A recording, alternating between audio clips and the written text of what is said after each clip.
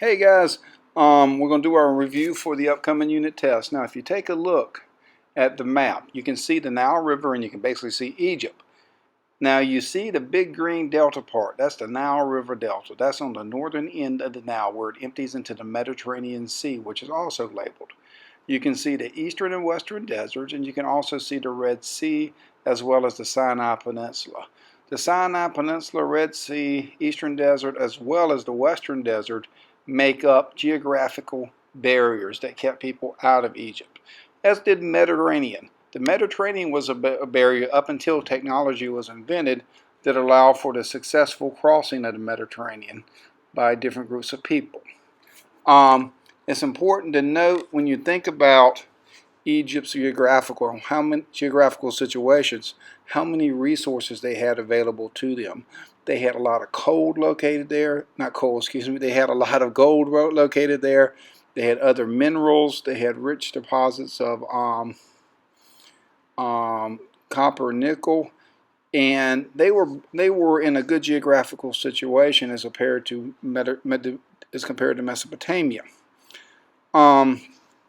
And so when you think about Egypt, there's two things that should come in mind as geography comes. A, isolation, and B, rich geographical resources, rich mineral resources. Okay, rich mineral resources and geographical isolation. The Egyptians were also extremely religious people. Now remember, their religion is basically based on nature. If you look at most of their gods, they reflect the natural world around them. One of the most you should remember the most is the Amuit, A-M-I-T, Emmet, and he is the devourer, the one who eats the souls. He is an excellent example of the way their gods are combined with nature, and their religion is a representative of their natural world. Ammon is 1/3 crocodile, 1/3 hippo, and 1/3 lion. And this shows you the importance of nature in their religion, because those are the three most dangerous things in their religion, yet they're combined to form a god who is called the devourer or destroyer of souls. One of the basic assets of or facets of Egyptian religion is this concept of mummification. Mummification is a process of preserving the body, and the reason for this process is that it keeps the body recognizable by the Ba and the Ka, basically by the two souls. So the two souls can come back and they can find the body and enter into the afterlife. Now once they enter in the afterlife, they will be judged again, their hearts will be judged against the weight of a feather by Anubis. If their hearts outweigh a feather, then they will be thrown to devour Ammit. If their hearts are found to be pure and are lighter than a feather, they will be going on to the good afterlife. And their good afterlife is just basically a representation of their current life, but the best of it. Remember, the social class in Egypt remained in place even after death. And so Egyptian religion is also one that runs the government as a whole. Now if you think about Egyptian religion, the head of the religion is the pharaoh. The pharaoh is also the ruler of a country, the country of Egypt, or the civilization of Egypt, which makes Egypt a theocracy. And a theocracy is a government headed by a religious leader. And this is probably one of the best examples of a theocracy that you can see. The pharaoh, as part of a religious leader, as part of being a religious leader, is an example of balance. Is in charge of balancing Mot and Isfet. Basically, Mot being everything is in order, everything's good, and Isfet, everything is chaos. And it's the pharaoh's role to maintain balance in these two. Everything was in Mot generally when the upper and lower Egypt was united. Everything was in Isfet during periods of natural disaster or invasion, or when the government was not united. The two Egypts were not united. Hey guys, now it's time to talk a little architecture. Now what you see now is an obelisk. Notice the size and the shape. It looks very similar to Washington Monument, which is an example of ancient art influence in modern. You now see the Sphinx with its giant paws. Remember, the giant paws leads to a doorway that people could walk under it. And before you are the Great Pyramids of Giza. All right, now make sure you can compare the Great Pyramids of Giza's purpose to that of the ziggurat, which you now see in front of you, which is found in Mesopotamia. The Great Pyramids were essentially tombs, while the ziggurat was a worshiping center. Two differences, guys, is right there is that the ziggurat was made for worship, the pyramid was made for a tomb.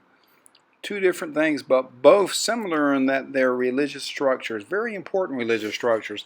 And one of the questions I want you to think about is, why did they invest so much time and money into these religious structures?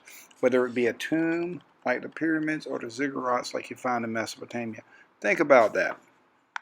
Now we're going to talk a little agriculture. Now take a look at this shadoof right in front of you. I had to hard time saying it, but shadoof. Okay, it was used when the water level was low. They lifted the bucket up. They irrigated the fields. It could take 12 hours just to irrigate a half an acre. Okay, so did they just have one shadoof on the canal? No, they had hundreds. Okay, now the shadoof is important because it allowed Egyptians now to raise two crops. For those farms that could not reach the waters of the Nile by irrigation ditch directly, they could now use these shadoofs all year around to funnel water to these other farms that enable now there to be two crops to be grown during the year. That's the importance of the shadoof, because with the two crops came more people. With the more people came larger population and greater job diversity. Hey guys, now you remember the three kingdoms. And the kingdoms aren't kingdoms as in a political unit, they're historical periods. There's the Old Kingdom, the Middle Kingdom, and the New Kingdom. The Old Kingdom is known as the Pyramid Kingdom. It was during the time which the pyramid made. It was when Egypt was united for the first time. The Old Kingdom fell due to internal struggles. Then after a few hundred years, the Middle Kingdom arose. The Middle Kingdom is known as the Golden Age of Egypt. It's when arts and trade flourished. The Middle Kingdom fell after invasions by the Hyksos, Hyksos, and they were eventually defeated, and the New Kingdom started. The New Kingdom was, basically known as the conquest period, and very prosperous time, but their reign was ended by the Assyrians. After the Assyrian conquest of Egypt, Egypt was really never a world power. After that, then it was conquered after by the Assyrians, then it was conquered by the Persians, after the Persians, the Greeks, and then the Romans, and the final emperor died, or final pharaoh died in 30 BC. That was Cleopatra. Now let's talk a little bit about the Egyptian trade. Egyptians used the Nile to trade with Central Africa for things like leopard skins and certain resources like salt. They also traded across the Red Sea as well as in the Mediterranean area. You can tell a lot by what the economy was like by taking a look at what they traded for. They would often trade gold and other things they had plentiful things of, like wheat and barley, for things they didn't have a lot, like ivory and iron. You can also see the similarity in the economy between the Egyptians and the Mesopotamians, and that a lot of the prices were set by the king, by the pharaoh. Just like in Mesopotamia, they control prices, how much something would cost. And so they had a great deal of control over the economy, which would make it a command economy, since it was the king who was setting the prices for everything. And they also had a great deal of job diversification. You can take a look on the Padlet, which I showed you about the different jobs, but they had everything from construction workers to architects and to priests to scribes. Great deal of job diversification, which was supported by this advance in agriculture. Finally, this job diversification that they had within their economy led to a social structure based on jobs. If you take a look at the social structure and the social structure pyramid, you can see the pyramid is literally based on the type of jobs that were out there. So The social structure determined the type of job that the person had, meaning that, where you fit on that social structure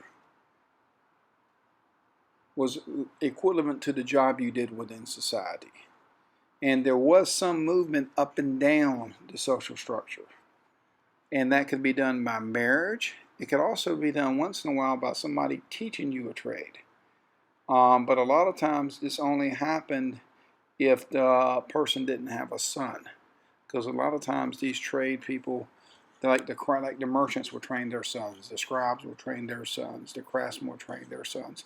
So if you had a craftsman who didn't have a son, you were lucky enough to be selected, you could move upward. Very few people moved up beyond the merchant. You just don't get to be a scribe. Scribes you generally have to be born into. You had to have a lot of money for the training, and really, the highest you could actually move up was probably the merchant class. Okay, at the end of this, you're going to see the review questions, and just take a look at those. Well, I moved the test till Tuesday, and hope you guys, enjoy the video, and I hope you have a great day. Talk to you later.